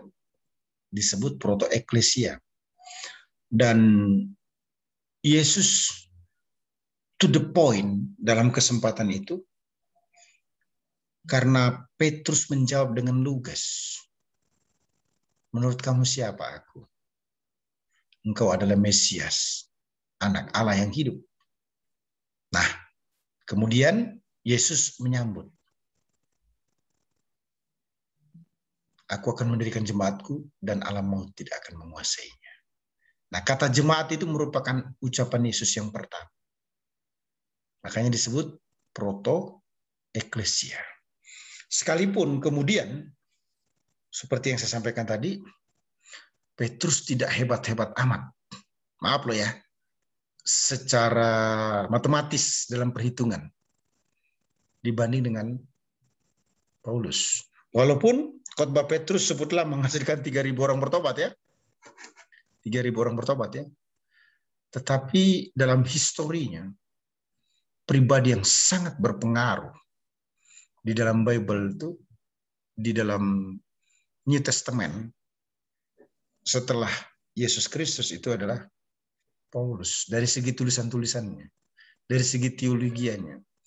Bahkan sejarah membuktikan tidak ada perlawanan, pertentangan untuk Petrus dalam literatur-literatur. Tetapi pertentangan itu yang hebat, itu justru pertentangan kepada Paulus dalam banyak literatur. Kenapa? Dalam pemahaman saya dari apa yang saya pelajari, yang sangat membesarkan tentang Yesus ini bukanlah Yesus sendiri, bukan juga Petrus. Tapi sejarah mengakui itu di sekolah-sekolah agama, yang membesarkan itu adalah Paulus. Itu sebabnya pertentangan itu, penolakan itu sebenarnya bukan pada pribadi Yesus, tapi lebih kepada Paulus. Karena Paulus lah yang bisa dikatakan begitu hebat mempopulerkan Yesus Kristus ini sampai hari ini. Terima kasih. Ya, masih boleh.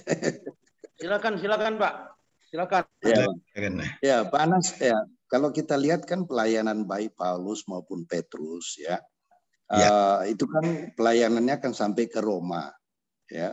Jadi Paulus melayani di Roma, Petrus juga bahkan mati di Roma kan? Petrus juga mati di Roma.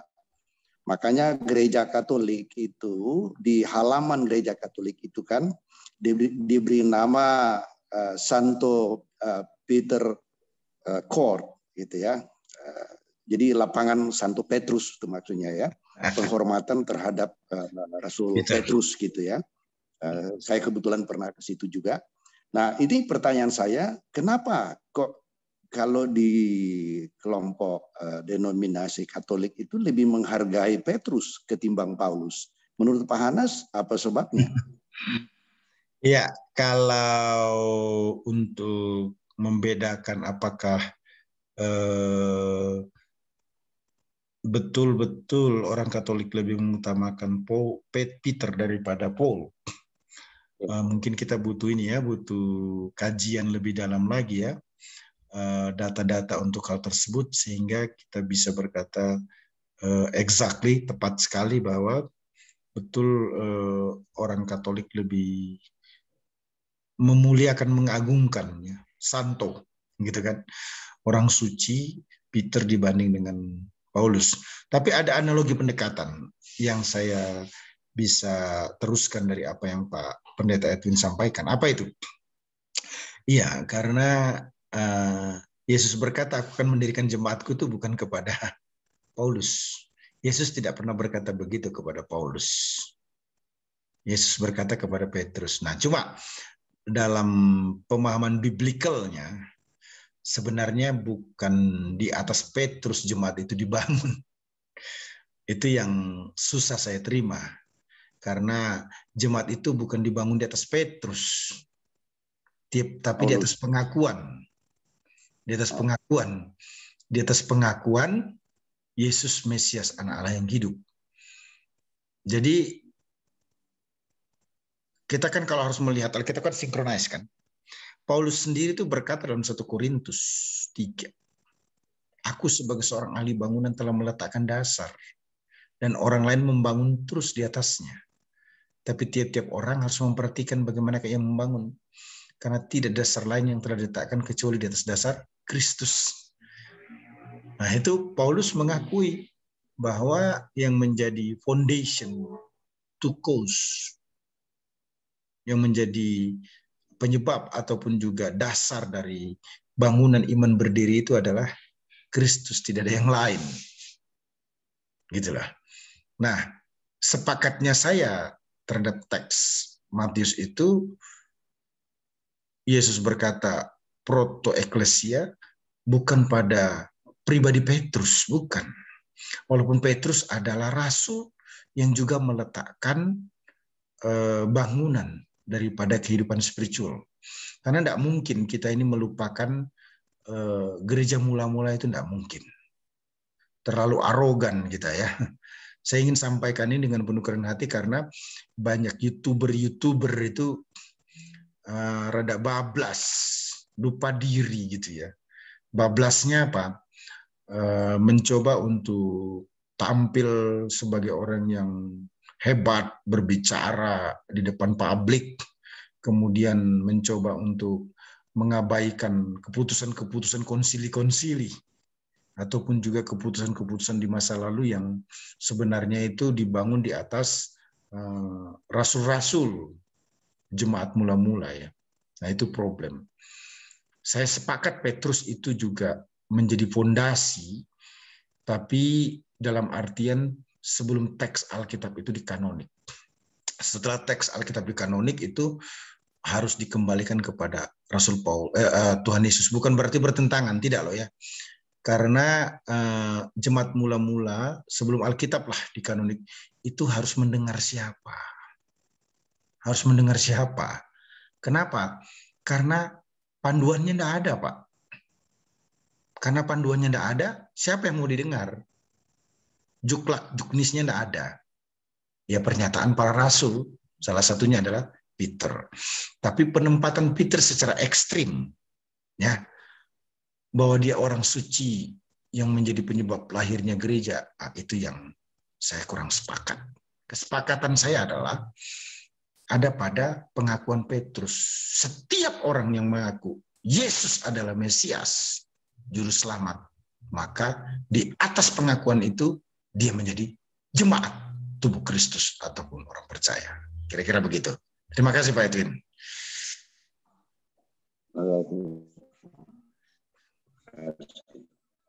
Thank you. Ya, saya serahkan kepada... Ya, baik Bapak Ibu sekalian. Yang mau bertanya silakan. Masih ada 15 menit. Edward Semigar, silakan. Silakan Pak Edward. Ya, terima kasih untuk kesempatan ini. Saya ingin kita kembali belajar dari Matius 16 ayat 18. Karena ini seperti ada perbedaan pemikiran tentang engkau adalah Petrus dan di atas batu karang ini. Menurut saya jangan sampai ada yang beranggapan bahwa batu karang yang dimaksud Yesus bukanlah Petrus, tetapi Yesus sendiri. Barangkali Pak Dr. Hanas bisa sedikit menjelaskan Matius 16 ayat 18 ini supaya kita punya pemahaman yang sama dan tidak keliru. Terima kasih. Iya, memang gesis yang lebih jauh ya, tapi secara simpel saya mau sampaikan Petrus itu kan artinya batu karang, gitu kan? Jadi bukan di atas Petrus maksudnya. Saya mohon maaf karena belum mengeksegesis lebih jauh, tetapi secara keseluruhan teologi itu kan dia tidak boleh saling menggigit ataupun saling bertentangan, dia harus komprehensif. Itu teologi sistematika ya. Jadi ada kekhawatiran, ketakutan, bahkan kerusakan dalam berteologi kalau kita berkata bahwa jemaat itu didirikan di atas Petrus. Di atas Petrus. Dengan kata lain bahwa betul batu karang itu juga Yesus. Batu karang yang teguh, begitu kan? Tapi Petrus itu sendiri diartikan sebagai batu karang. Nah, kalau kita melihat secara komprehensif dan kohesif, komprehensif itu kan menyeluruh ya, kohesif itu artinya kan saling terkait satu dengan yang lain. Maka menjadi aman dia, bukan berarti saya ini selalu mencari the middle way, bukan begitu ya. Tapi kita kan harus melihat bahwa teologi itu tidak boleh bertentangan. Kristologi itu tidak boleh bertentangan dengan eklesiologi, begitulah. Itu maksud saya. Juga nanti tidak boleh bertentangan dengan soteriologi, karena kalau dia bertentangan itu seperti rantai. Kalau kita pakai motor ya, ada rantai motor kan?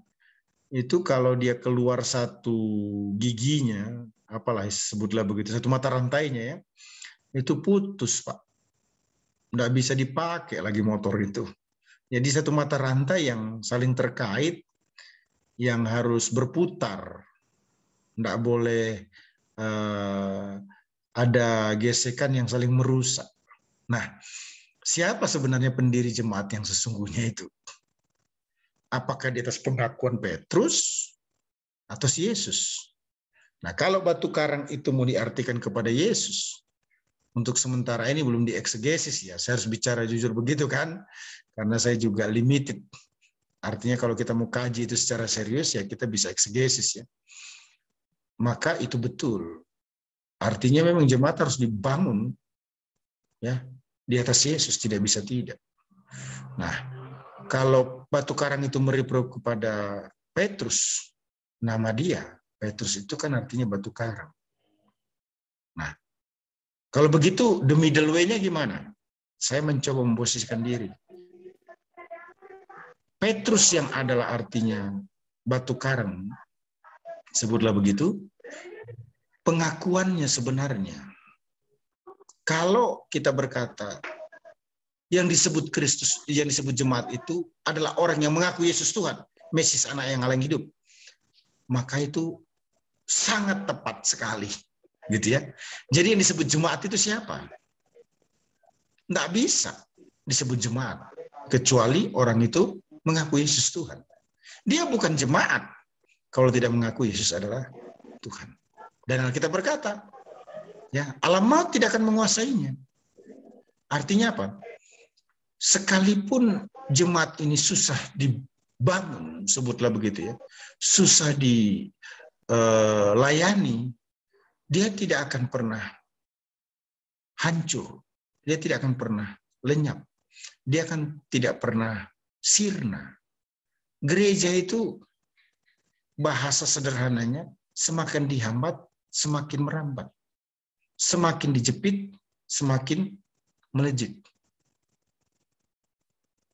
Kenapa? Karena kesaksian tentang Kristus itu semakin disampaikan secara luar biasa. Dan Roh Allah tetap bekerja lebih hebat dari segala-galanya. Yang menyebabkan bagaimanapun ceritanya, di dunia ini, orang semakin percaya Yesus itu tidak pernah berkurang. Pasti semakin bertambah. Begitu. Itu sebabnya jika dihubungkan dengan church planting, gitu ya, jika dikoneksikan dengan church planting loh ini ya, Pak Edward, maka kita mengatakan jangan khawatir untuk melakukan penanaman gereja. Karena yang mendirikan gereja itu, yang menjaga memeliharanya adalah Kristus itu sendiri yang adalah sang pemilik. Terima kasih, Pak Edward.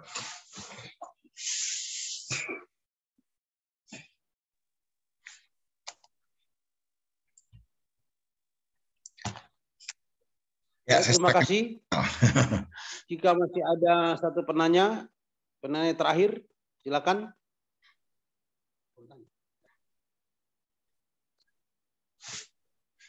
Satu penanya terakhir, silakan. Kalau nggak ada ya saya tanya lagi. Silakan. Silakan Pak Edwin. Iya. Terima kasih Pak. Saya banyak bertanya sekali lagi karena tidak tahunya. Jadi kalau nggak ada yang bertanya, saya mau bertanya Pak. Nah, pertanyaan saya begini Pak. Kalau kita bicara soal tubuh Kristus, kita lihat bahwa gereja mulai dari gereja mula-mula dan seterusnya sampai sekarang ini kan berkembang.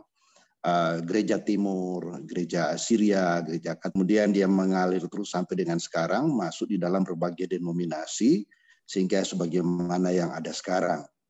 Nah, pertanyaan saya adalah, apakah semua denominasi ini, ya, baik itu dari gereja Koptik, baik itu dari Assyria, gereja Timur, ya, gereja Katolik dan lain sebagainya, semuanya itu dikatakan juga tubuh Kristus, gitu Pak. Apakah semua atau mungkin oleh karena berdasarkan pada doktrin dan denominasi tertentu, makanya menurut pandangan dari perspektif Kristen misalnya, bahwa yang termasuk di dalam tubuh Kristus itu adalah kelompok yang denominasi ini.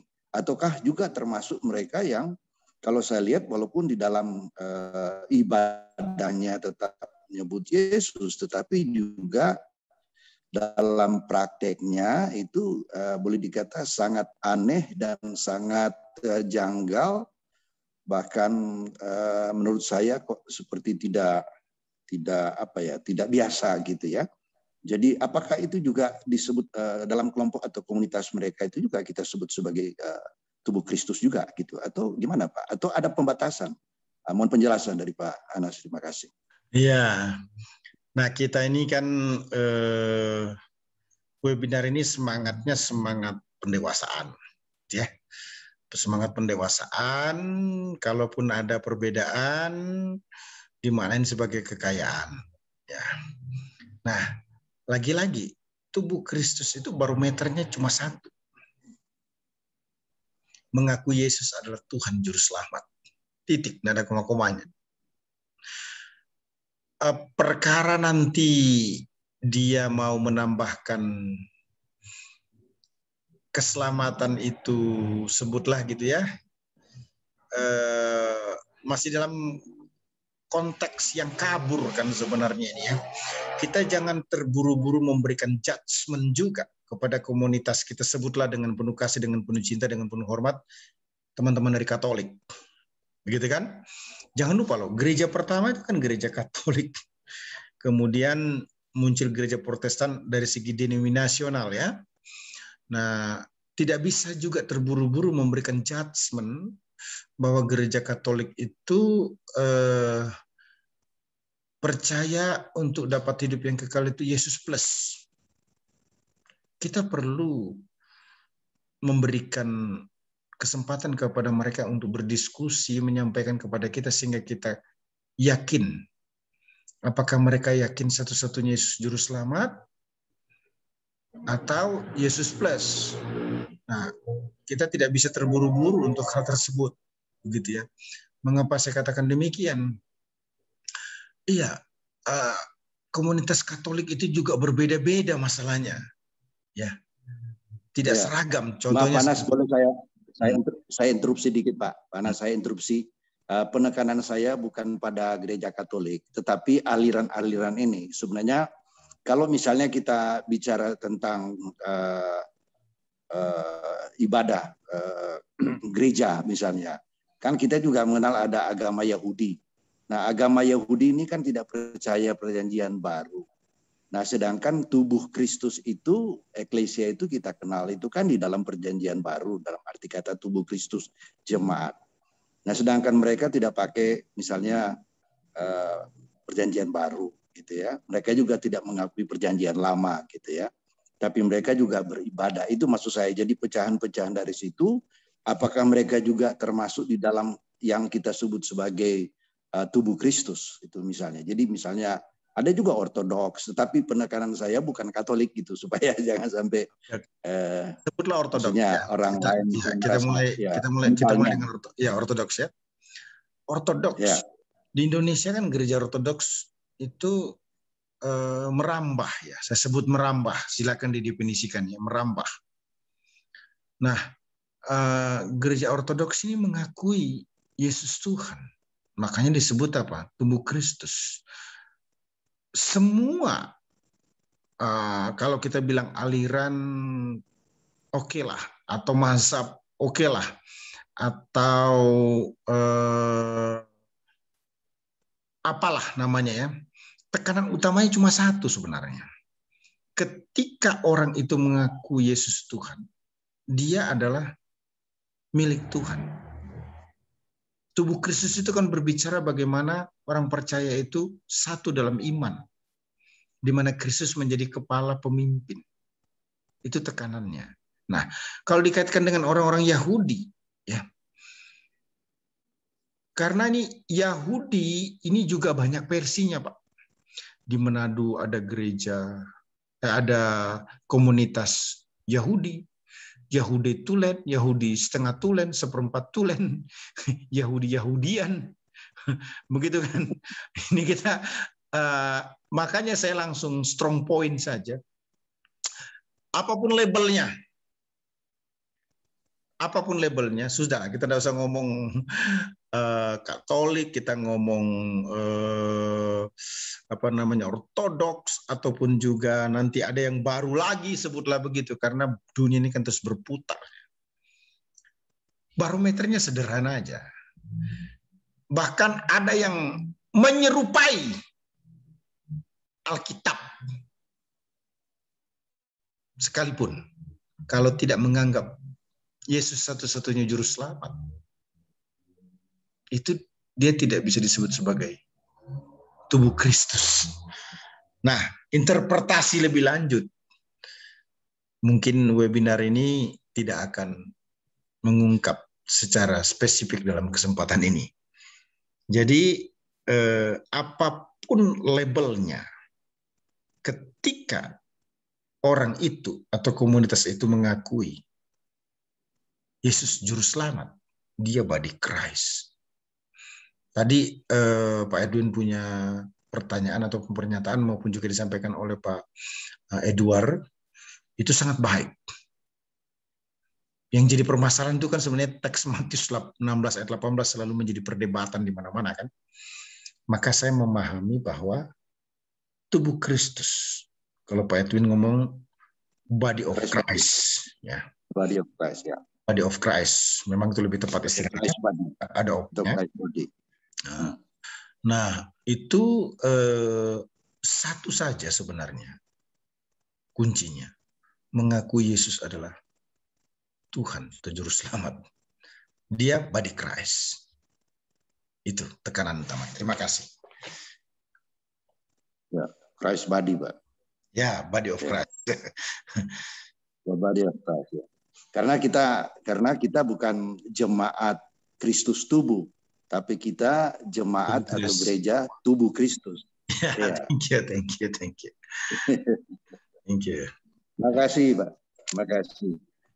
Baik, terima kasih semua peserta yang sudah berkontribusi di dalam tanya jawab, di dalam mengikuti webinar ini. Terima kasih para penanya yang luar biasa. Terima kasih secara khusus pada Dr. Hanas yang sudah memberikan penjelasan yang luar biasa. Tuhan memberkati kita semua. Dan akhirnya kita akan tutup. Oh, silakan yang mau ngambil dokumentasi. Ibu Pendeta Aida ya. Eben, adakah di ruang? Eben, adakah di situ? Ada juga di situ. Langsung dibuka ya. Minta tolong agar dibuka ya. Oke. Silakan Ibu. Aida, silakan. Nanti doa akan ditutup oleh Pendeta Dani Monika. Oke deh. Saya klik saya ini aja ya. Nah. Oke, mana coba? Oke ya. 1, 2, cheese. Sekali lagi. 1, 2, cheese. Oke. Terima kasih. Ya, silakan.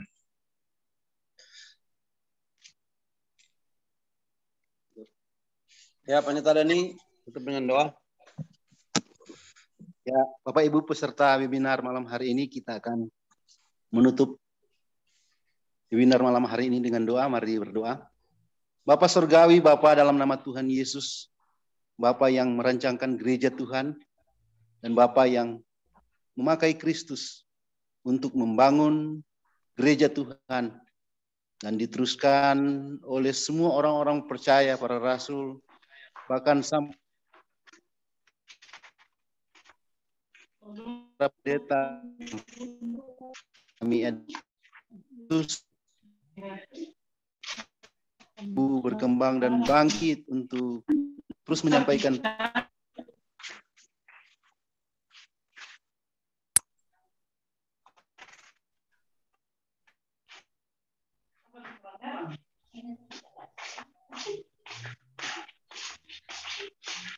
bersyukur kepada Tuhan. Amin. Ya, terima kasih buat semuanya. Selamat malam. Terima kasih Dr. Hana. Ya. Selamat malam. Ya, God bless. Terima kasih, Pak Teddy. Ya, saya dulu ya.